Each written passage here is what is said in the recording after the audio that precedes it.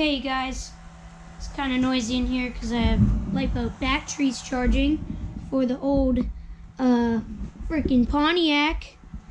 So the Pontiac has been broken for a while, not electronically, gear wise. So the gearboxes are fine, nothing to worry about gears and stuff, but there is a really crappy design on these wheels, and today I'm going to show you how to fix it. I guess I'm just going to take off the front wheel to demonstrate how the back wheels look. Okay, so this is the front wheel off my Power Wheels. Just to let you know, you can put the front wheels on the back wheels. So let's say your back wheel strips out. This is what grips inside, like something like this, but on the transmission in the back. You have two transmissions, one on each side. Also, this big hex goes in on the back ones. So what happened to me was the one wheel stripped out. So then I'm like, okay, well, let's see if the front wheels are the same and put the one front wheel on the back. But that still didn't work. That stripped out again. So what I'm going to do is I'm going to do something drastic.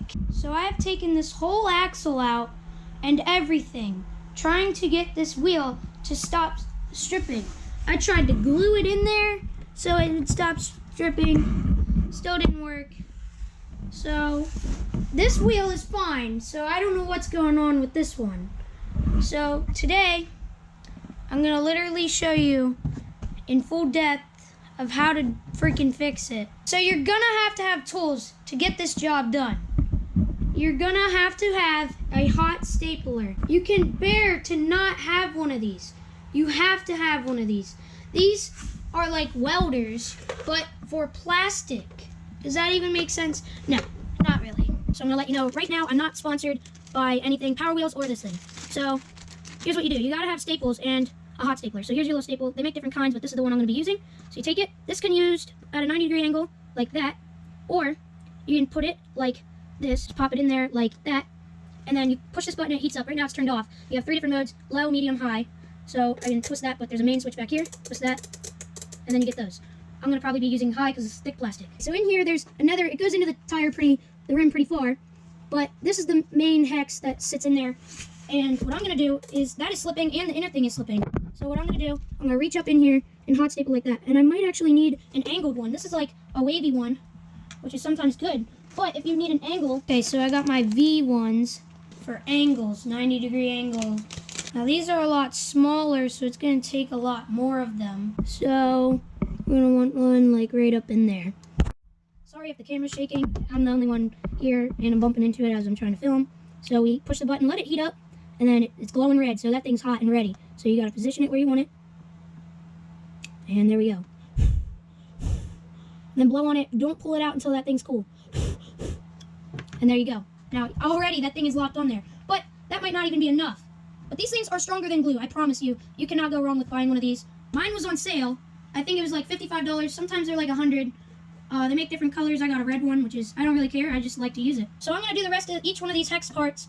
And I'm going to probably do like 2 on each one. And when I'm done, I'm going to take it outside. Okay, guys? This seems really promising. So normally you'd snip off those ends, but it came with these, but I'm not going to because you're not going to really see them or feel them. So when you do snip them off, this thing really should have a Dremel with it.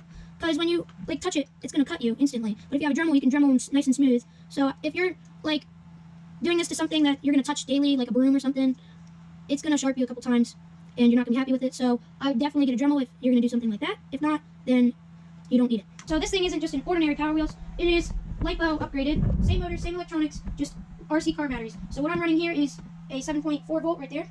So pretty much an 8 volt full charged plus a 12 volt when full charged. But it is an 11.1 volt. So I'm going to take this thing outside. It's getting dark, but I'm just going to see if it works. No, it actually works. So this is the good wheel, I think. But I think it's slipping now that I have this one fixed. So I might actually just hot staple this one too.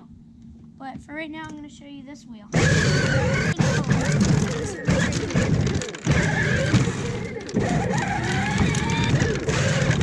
I hope this video helps you out. I'm going to do a thing. Let me know in the comments if you think that this is a good idea for me to get popular on YouTube.